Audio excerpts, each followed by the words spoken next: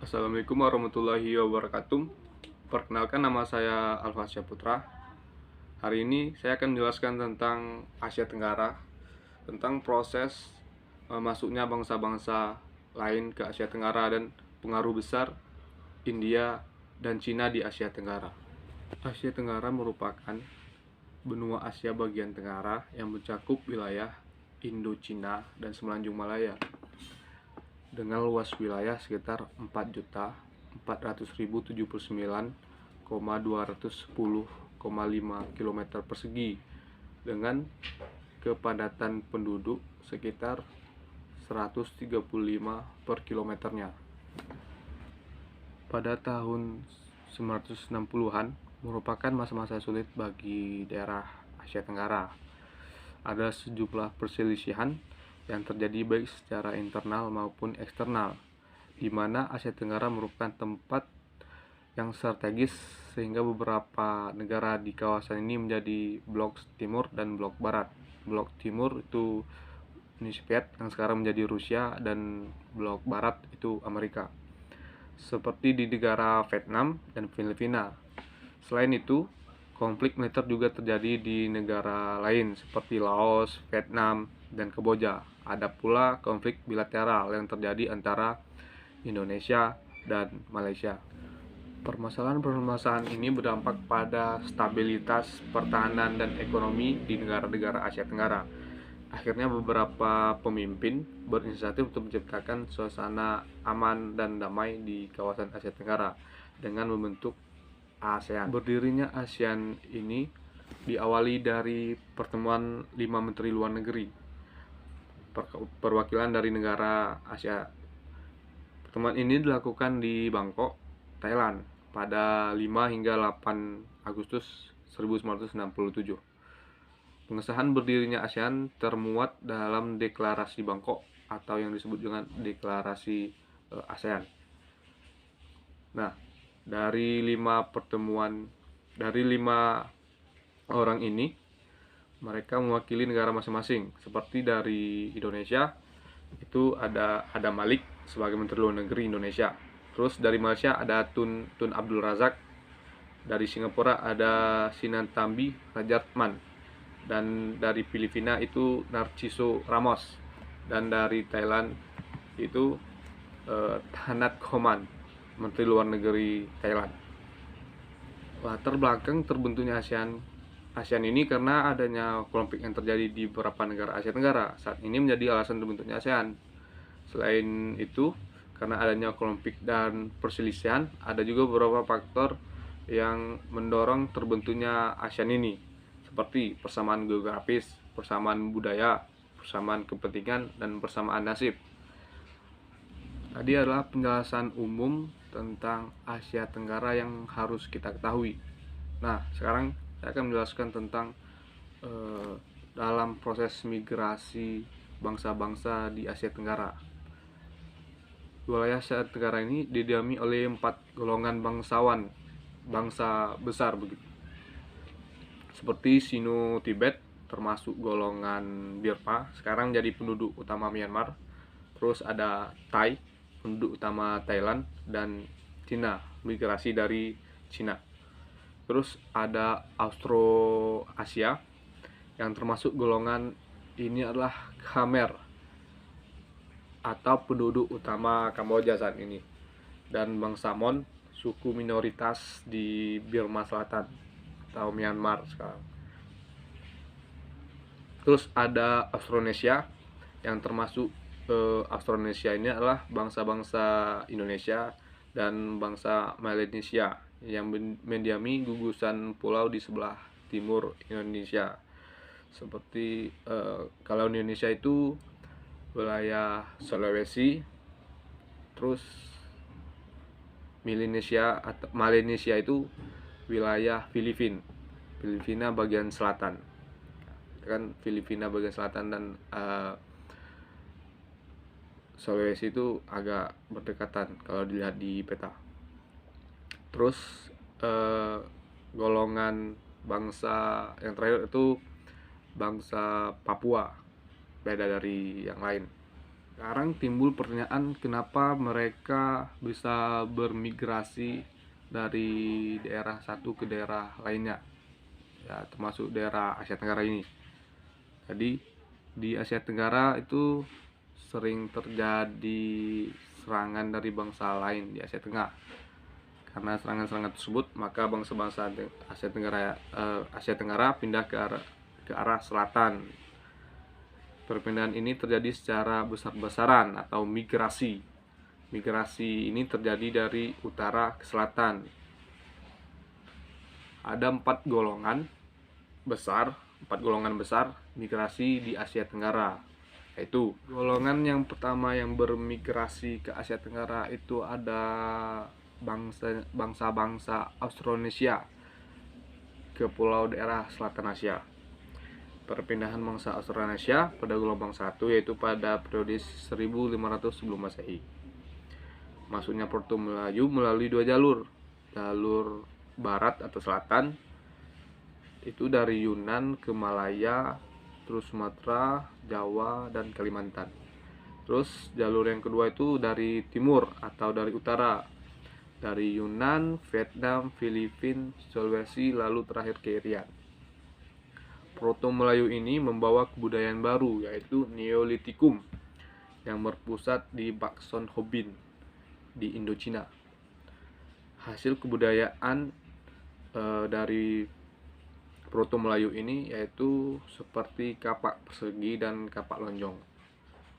Nah, keturunan Proto Melayu yang masih ada itu orang Gayo dan Alas di Sumatera, dan suku Toraja di Sulawesi, dan suku Dayak di Kalimantan. Selanjutnya, perpindahan bangsa Indonesia dari Indochina ke Indonesia. Yaitu perpindahan ini terjadi pada 500 sebelum Masehi. Migrasi ini termasuk gelombang kedua, yaitu maksudnya Detro Melayu. Tadi kan Proto Melayu, sekarang Detro Melayu, yang berpusat di Dongsong atau Tongking. Jalur persebaran melalui daratan Asia, Semenanjung Malaya, Selanjung Melayu, lalu sampai di Sumatera dan Jawa. Hasil kebudayaan yang dibawa yaitu Genreng, Nakara, dan suku keturunan Detro Melayu ini adalah orang suku Jawa dan Bugis. Terus ada juga migrasi karena desakan, itu desakan dari bangsa Burma, Thai, Vietnam dari utara ke arah selatan atau Malaya. Migrasi ini berjalan melalui lembah-lembah sempit dari Tiongkok di perbatasan Tibet, didorong oleh adanya daya tarik delta dan lautan. Sebab desakan bangsa-bangsa Burma, Thai, dan Vietnam dari utara adalah yang pertama, orang-orang Kam terdahulu dari Annam oleh orang Vietnam, terjadi perang di sana. Terus ada orang-orang Mon di Menam ditaklukkan oleh orang Thai. Terus yang ketiga, orang-orang Mon di Irrawaddy ditaklukkan oleh orang Burma. Jadi dari tiga desakan ini mereka hidup di pinggir-pinggir sungai karena sungai adalah mata pencaharian di sana.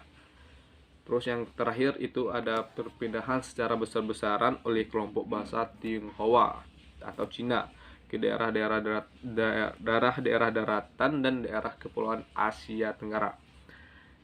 Migrasi berjalan lambat sehingga orang-orang yang telah lebih dulu tinggal menyerap bahasa dan adat istiadat para imigran.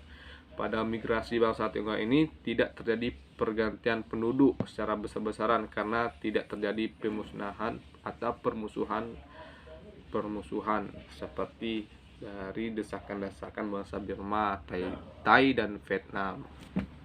Dari faktor-faktor bangsa-bangsa dari luar yang datang ke Asia Tenggara tentu tidak luput dari beberapa hal, dan juga mereka meninggalkan pengaruh-pengaruh baik buruk maupun baik.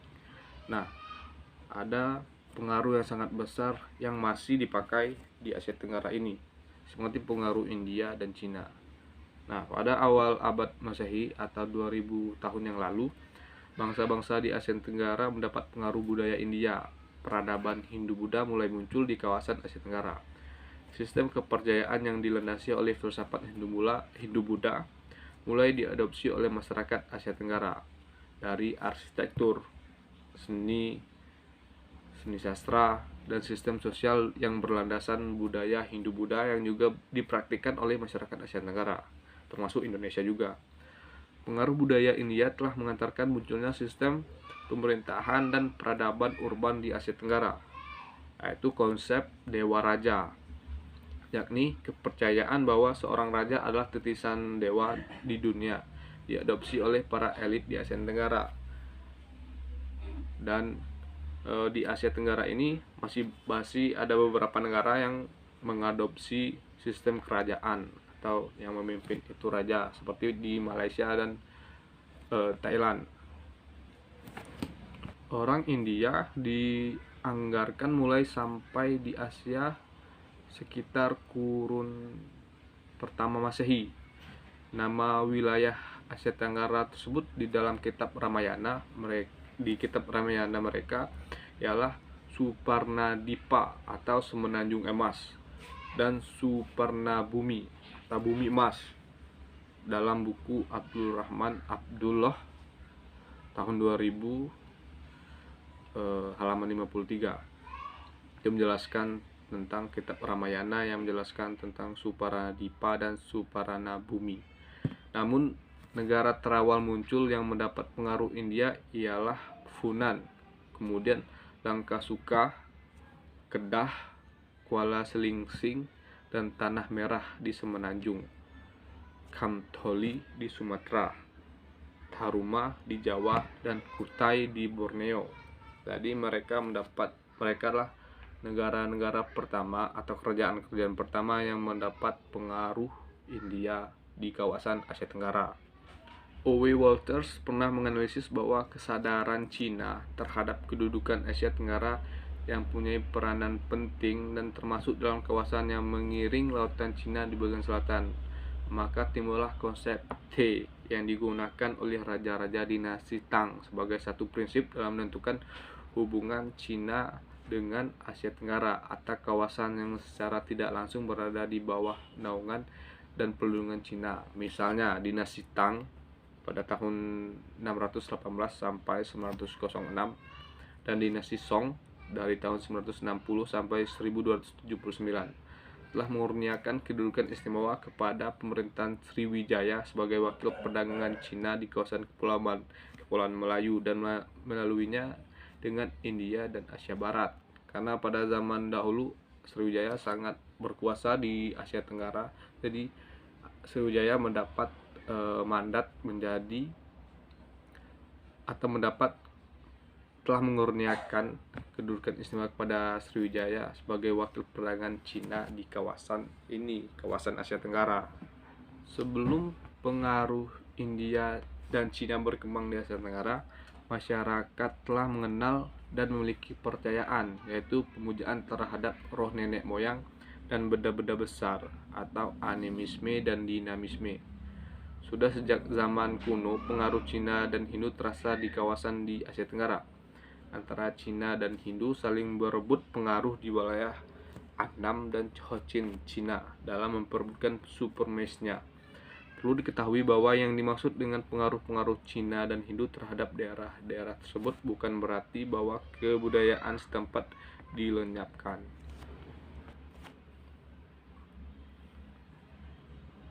Jadi dapat kita simpulkan bahwa kawasan Asia Tenggara ini sangat dipengaruhi oleh bangsa dari India dan Cina yang bermigrasi ke Asia Tenggara.